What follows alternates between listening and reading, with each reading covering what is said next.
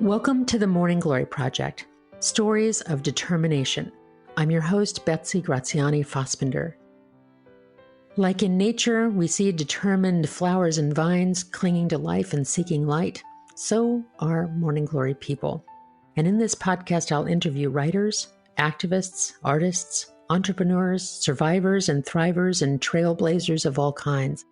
These are folks that have been determined to get over, under, around, and through the obstacles that face them, or to seize the opportunities that come before them.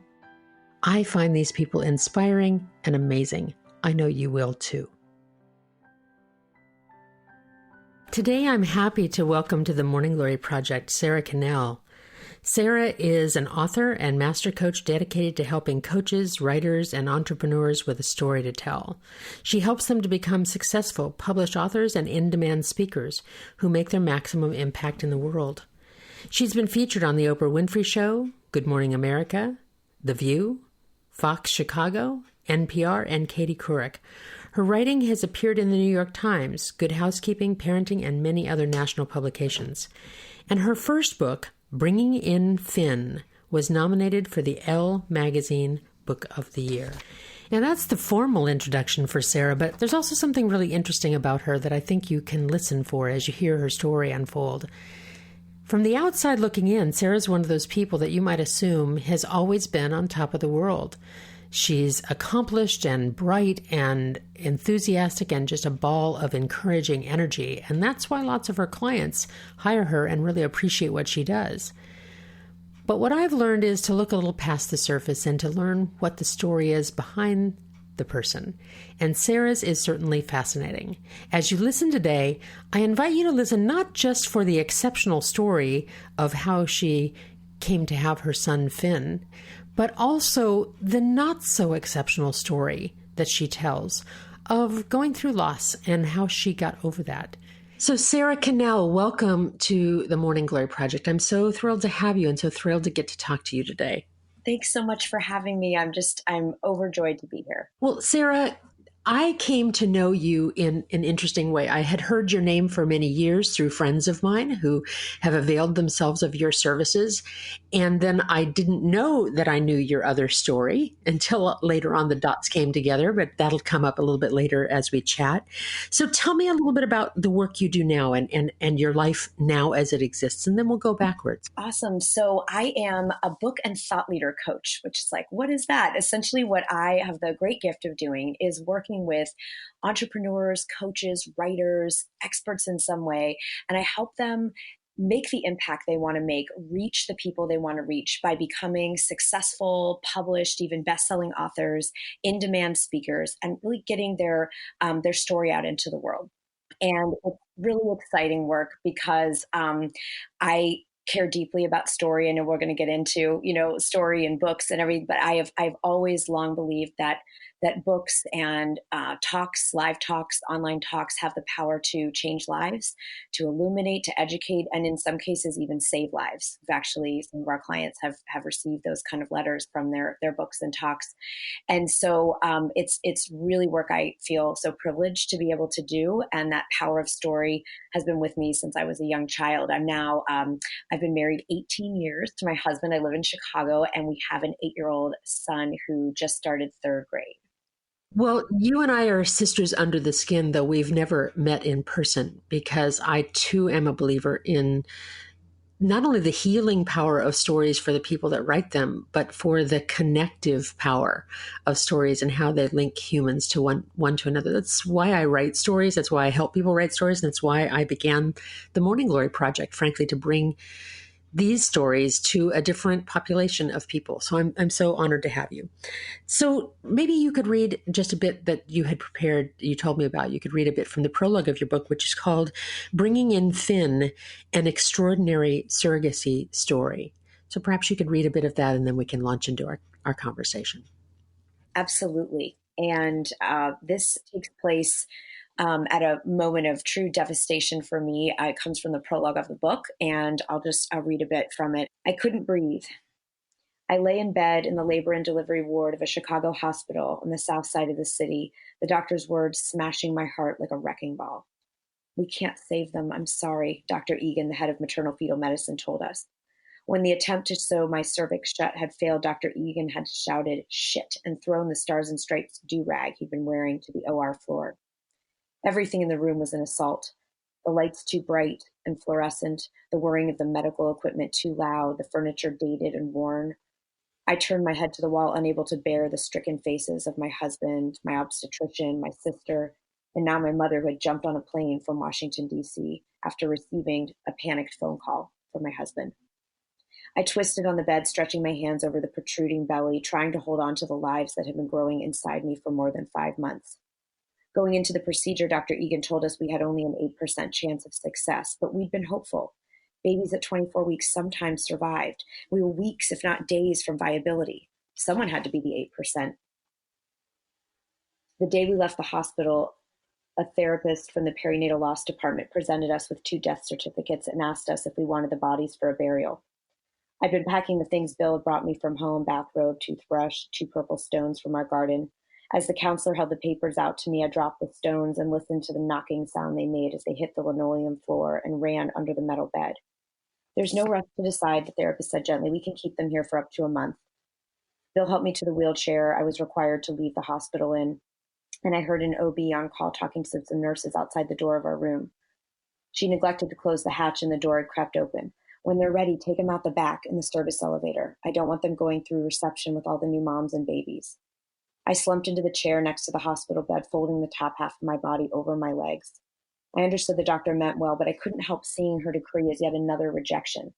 We were being taken out the back like the trash, sparing those families who came to the hospital and left with a baby, arms full of balloons and flowers and plush toys, the unsightly image of 2 devastated parents with shell-shocked eyes and dangling arms empty like wraiths.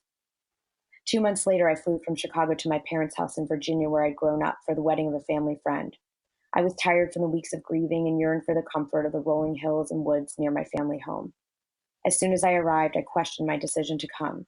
The wedding was crawling with new babies and children. My stomach was still round from the pregnancy.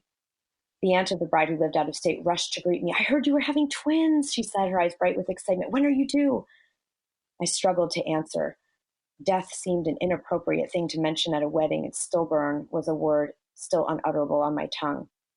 Late that night, I stood in the hallway of my parents' house outside the bathroom, sobbing. I'd started brushing my teeth, but stopped when I realized I could no longer see. The blood in my head made a whooshing sound like fast-moving water in my ears. Spots appeared in front of my eyes, and I wondered if I was going to faint. I dropped the toothbrush into the sink and leaned against the hallway wall, bracing myself against the wall beams with my arms. My heart fluttered in the unnatural way it had since I lost the twins. Sometimes I found it difficult to breathe, and it did not seem unrealistic to me that a person could die from this kind of pain. My raw cries sent my father to the basement when my mother came to meet me in the hall. There had been a time before when she would not have come, or when I would have not let her near me. Our reconnection had come as a surprise with a will of its own, fueled perhaps by the same phenomenon that allows mothers to lift cars to save their infants. She encircled me, squeezing my body as if she was trying to suck the pain out of me as one does for snake bites. I remembered vaguely the feel of this embrace, her brown skin, a freckle on the side of her neck, her short hair that had become coarse from coloring. I heaved and wept. When I exhausted myself, she held me a foot or so from her and lifted my chin, forcing me to look in her eyes. You will know joy again, she said. I cried harder. I shook my head no. Yes, she said, almost laughing at my obstinacy, the way one might coax a toddler out of a tantrum. Instead of offending, her lightness wedged an opening between me and the hurt. There is going to be joy at the other end of this pain, she said again. I looked into her face through the gleam of tears and still couldn't imagine it. But I stopped crying and began wiping my eyes with the edge of my nightgown. My mother pulled me to her chest again. This time, our embrace was quiet. The house was still. Through the cotton of her t-shirt, I could feel the thumping of her heart. Against my chest, it sounded like hope. Oh, Sara, thank you. What's touching and moving about that story is that you write that moment of utter grief so eloquently and so clearly and so specifically. And even if someone's circumstances are far different from yours, I think that anyone who's ever experienced loss can find themselves in that story. So, of course, I'm so sorry that you endured that. And the reason I wanted to start with your story, with where you are, is if anybody has seen you online or met you or attended one of your workshops, you are the most hopeful, energetic, optimistic, positive person. And so it's often very hard for people to see someone who looks like you and know that they've been through something. It's a shocking thing. In fact, there's a quote that I love from Catherine McKenna who says, "Now, every time I witness a strong person, I want to know, what dark did you conquer in your story? Mountains do not rise without earthquakes." Ooh. Yeah, you're certainly a mountain, and this was certainly an earthquake. So now here you are in this horrible grief, having lost twins at 5.5 months of pregnancy, which is when you've already bought furniture and set up nurseries and done all those things, maybe even had baby showers. And so here you are coming home, as you say in your book, with death certificates instead of babies. Tell me what did you do to cope with that? What did you do to come through the other side of that? Ooh, yeah, and like you said, loss is loss. Grief is. Whatever that loss is that we've experienced. There's that true, almost like the wind knocked out of you, but kind of worse. Sort of like flat on the floor. And I was in bad shape. It was a different people, we react differently to losses. For me, this one, for whatever reasons, it was really devastating. And what I did know, because I had the gift of training as a life coach and a therapist, like I sort of had these two lives at that point that I've now merged, but I was a coach, kind of life coach therapist over here, and I was a writer on the other side. Those are like my two, vocational endeavors. And so the gift of that was simply that I knew I was going to need a lot of healing. I was going to need a lot of help. And what came to me as I lay on the floor for a few weeks, just sobbing and wrenching and on that anguish, was that I knew nothing was going to take away the pain, but that there were resources out there, and I was lucky enough to know about them. So I pursued some therapies for post-traumatic stress disorder, which I was diagnosed with after this loss, and had been before for other trauma. So I sort of knew the ropes a little bit. Let me stop you there for a second. I don't think that most people would think that somebody could get PTSD from losing a pregnancy. I don't think a lot of people would connect those Yeah. together. We tend to think of PTSD as trauma outside of ourselves when there's been an act of violence or war or those kinds of things. But tell me a little bit about the PTSD that you experienced at that time. Yeah, and I'm so happy you brought this up, because I think I hear this a lot. We think if we haven't been in a war, we haven't, had like some absolute, we weren't at 9/11 at ground zero, like we have no right to have PTSD, that we shouldn't, have this kind of reaction. And so, because I had PTSD from some childhood traumas, I knew some of the symptoms, which for me were like flashback regularly. So whatever trigger might happen for me, it was always, in those coming months, was like everyone I knew was getting pregnant. So it's like every day, if I ever went online, which I stopped doing for a while, or, I'd get a phone call and someone else was having a baby. And so like that might be a trip, but there were, other, just being outside at the grocery store and seeing someone push their child in the cart, could trigger that fresh grief. And so there was, so the PTSD for me was, like having these triggers that led to flashbacks where I would be very disassociated, or I became extremely OCD, like checking the door many times, checking that the stove was off in the middle of the night, even though I knew it was off. Like, it felt very hard to make decisions. Just like, what do you want for lunch? It was like, I don't know. And so there was some of those type of, OCD, disassociation. And to your point, we don't think of a loss like this as maybe being something that could incite that disorder. But what was great is I worked with someone who did EMDR, if you've heard of that.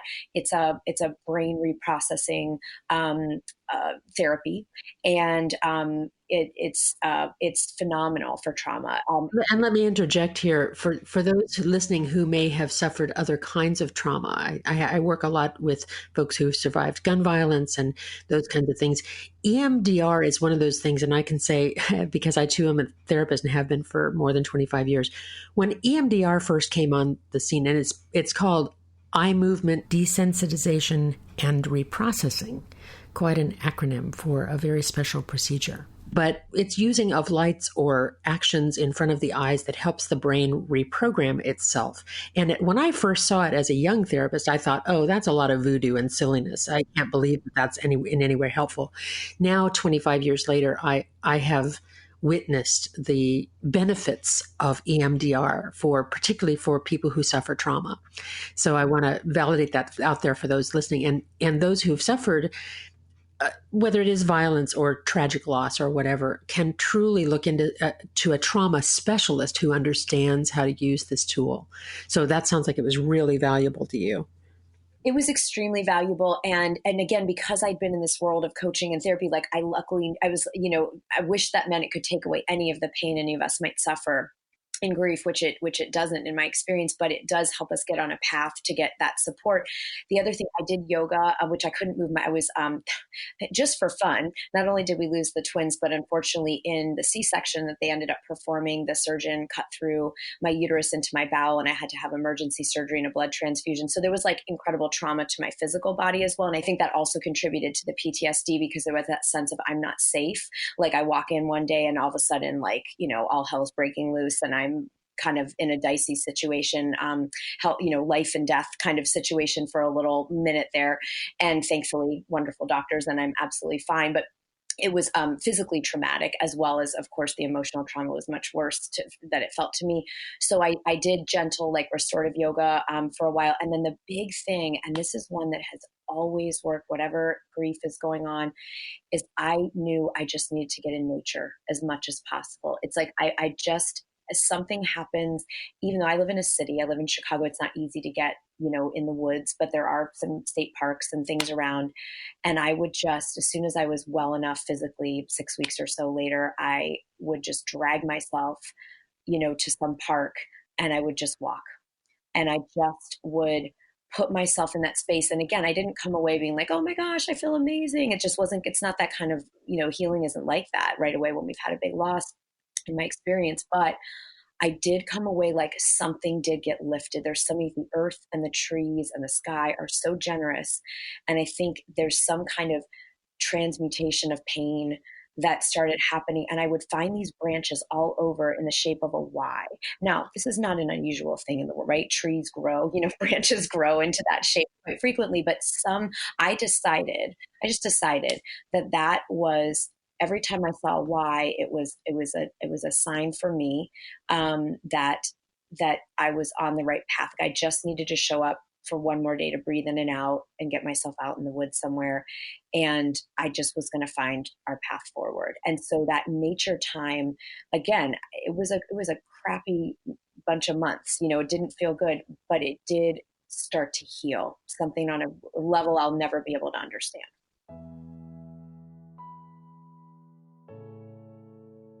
Well, it sounds like you kind of had four corners of healing covered. You had therapy, so you had the kind of professional care and resource that you could use, and of course, medicine in that same in terms of healing your body.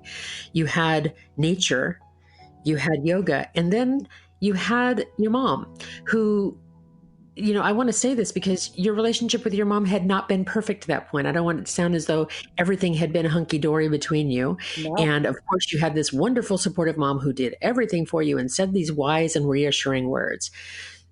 Instead, you'd had a troubled relationship, but somehow through this process, and by the way, what you didn't mention is that you had conceived these twins through IVF. Yes. Because you had a struggle with infertility. So there was another layer of loss and trauma and disappointment prior to this. So then your mom kind of steps up into this role of momness and that perhaps previously had not been quite as present between you. Yeah. But she stepped up more than that. And this is where your story becomes, as your subtitle implies, an extraordinary surrogacy story. So tell me what happened subsequently.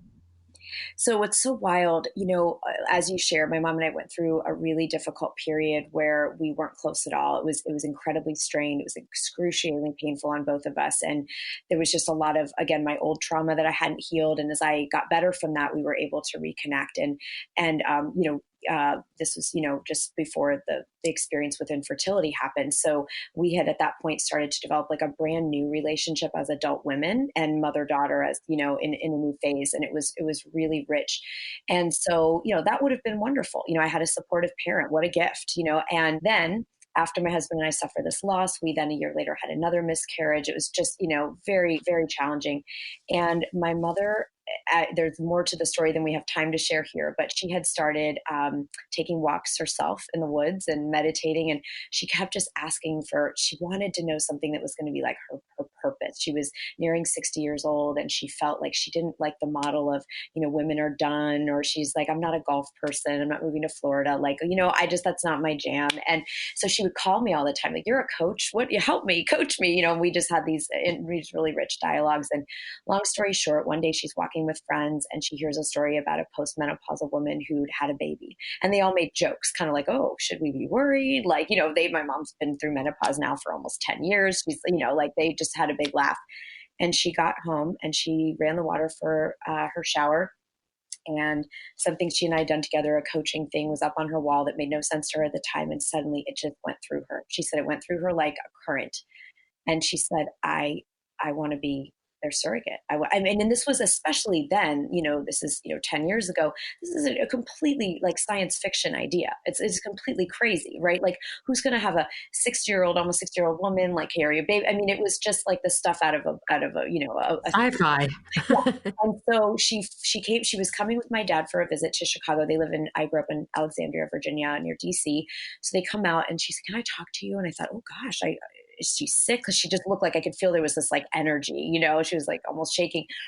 And she actually ended up writing in a note because she was so scared that I would be offended or that I would think she didn't believe in my own body, or, she was worried about how I might receive this. And she said, look, I don't know if it's medically possible, but if there is any way, I would love to be your surrogate, your gestational carrier.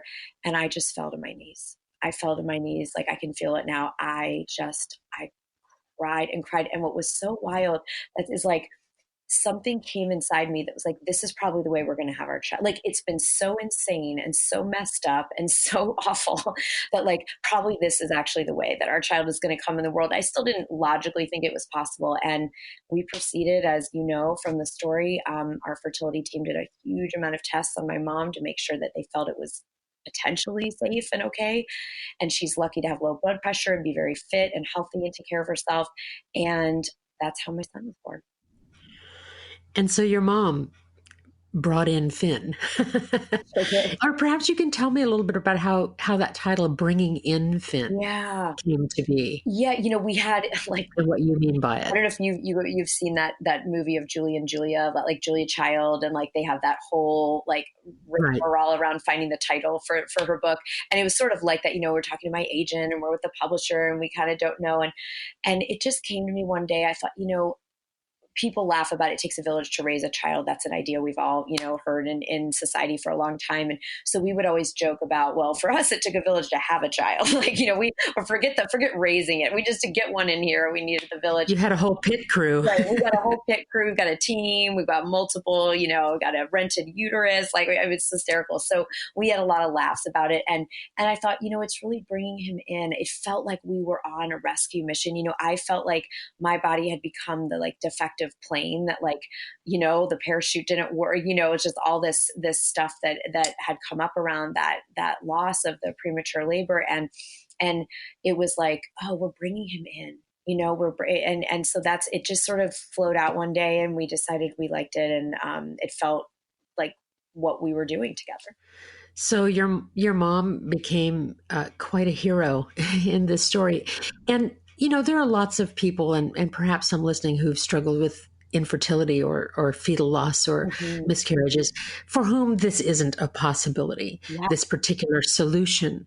But and that's why I wanted you to talk about your own healing prior to your mom's offer, that you had to be even in a place well enough to even consider this or take this in. And there are, of course, alternative ways to have children, or if you don't ultimately have that as an opportunity to love children in your life and to have fulfillment and meaning thereafter. So I don't want to imply to everybody that finding a 61-year-old to have your baby is probably not on everybody's list, because as you said, it's an extraordinary surrogacy story, and the medical miracle of it really too is at play here too, and then having the resources, of course, to pursue that. So your mom carried this baby, and she is alive and well and healthy, and I can only imagine. But tell me about her relationship with Finn. Yeah, it's so fascinating because people, when if they hear about it, they sort of say, "Oh, you must have such special relationship." My sister has now gone on to have two children, so my mom has three grandchildren. Similar. They came along right quickly after Finn, and they do have a special relationship. Finn absolutely knows. He knows the story of how he arrived. When the very first time he asked where babies come from, I gave him a simplified answer, but sort of explained, well, normally this is how it works, but it also, we had a really special experience how you came in. So he's known from the beginning, that this is part of his, how he arrived, and has this very special super grandma, and they do have a special relationship. And my mom would say that she's, said this a lot of times, that it's also really ordinary, in the sense of she kind of has, like she has with her other grandkids, like it was a way he came, and she was so clear that this was she wanted to be a grandmother. Like she didn't have, because people said, oh, what if you have, like, you don't want to give the baby up? And she was like, my God, I do not want to be a parent at 60 years old. She's like, I am very excited to be a grandparent. I have no desire to, here you go, guys. So it was really fun. We kind of, again, had a lot of laughter through the pregnancy about it, because it was such a bizarre experience that we were having.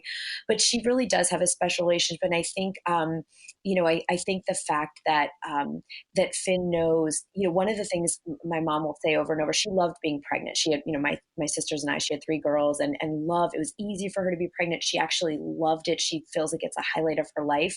And she loved that experience very much.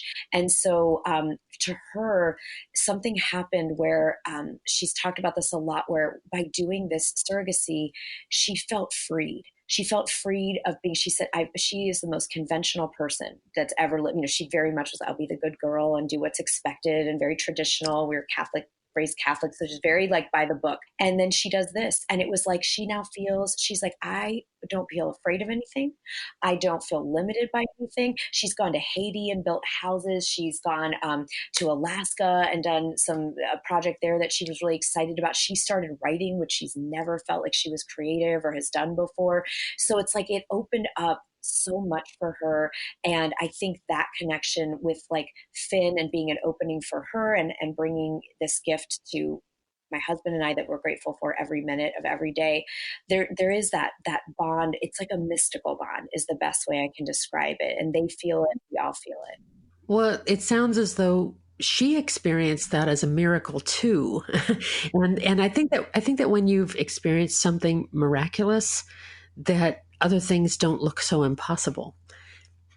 It sounds like it's been a transformation. And I can tell you, I turned 60 this year, and I can tell you that if my son or daughter-in-law were to come to me and ask me to do this, I'd have to think of quite a long time. Yes. So it is a pretty exceptional thing. And also, I also understand what your mom is saying about no, I don't want to raise a child. I think of potential future grandchildren in my life as kind of like having a neighbor with a pool. It's really lovely if you have a neighbor with a pool, because you might get to swim in it sometimes, but then they have to take care of it and keep it up. So that's how I would feel about grandchildren. It sounds like your mom and I are on the same page that way.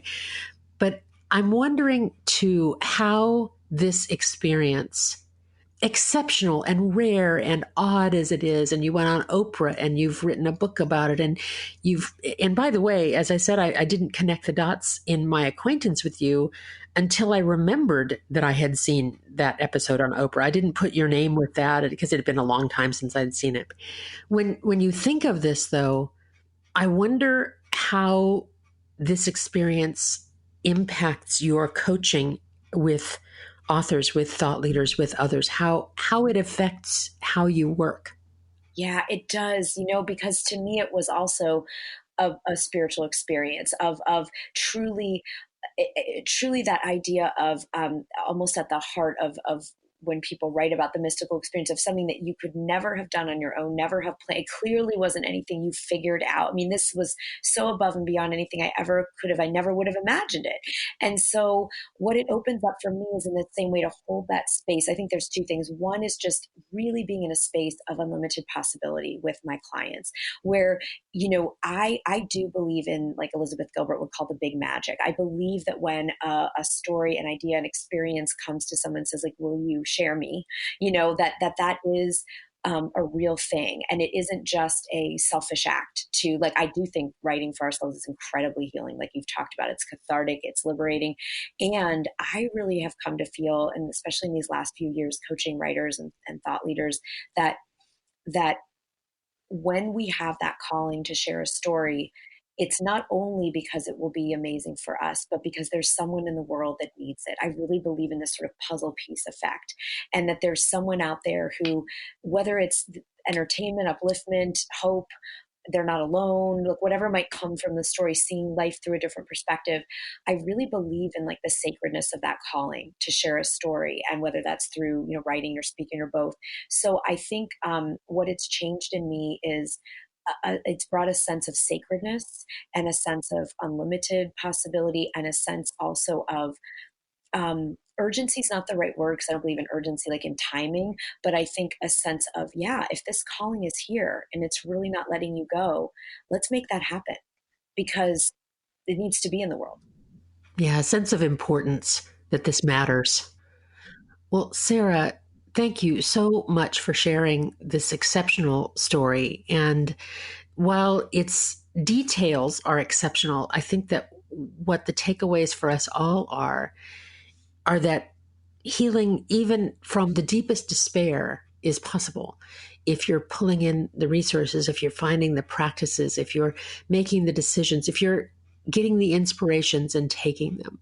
And I'm so pleased that yours is a happy ending story, and at the same time that you're able to share the not so happy part so that you can connect to others. That's what the Morning Glory Project means to me. It's that vine searching for light through the darkness, climbing through, looking for a way to bloom. And you have certainly done that. And I know that you also help others do that as well. So thank you so much for being part of this conversation today. And we could talk for hours and hours, I'm convinced, but we have a finite amount of time. So thank you so much for being with us. Thanks so much for having me. It's been such a pleasure. The extra blooms from Sara's story today are what I'd call the extraordinary ordinary. Clearly, how Sara brought her son into the world, through her mom, no less, at 61 years of age, that's the exceptional, rare, amazing thing that draws people's attention. But what I really heard also is the really ordinary thing that Sara did to cope with grief, that she talked about in the despair moments that she went into nature, that she used a really ubiquitous, ever-present image of a stick. A simple stick with a fork in it that reminded her that she had choices, that she could go either way. Finding some kind of talisman or reminder or marker that helps us to remind us of the way that we want to grieve, the way that we want to live, to remind us of hopefulness, that's a good thing to do. And that's a great extra bloom for the day. Thanks for listening to the Morning Glory Project. If you've enjoyed this particular episode, I hope that you'll go to where you find your podcast and give it a like or so. And if you're really generous, a positive review certainly helps us out a lot, helps us find listeners for these fabulous stories. This is Betsy Graziani Fossbender, and thanks for listening to the Morning Glory Project.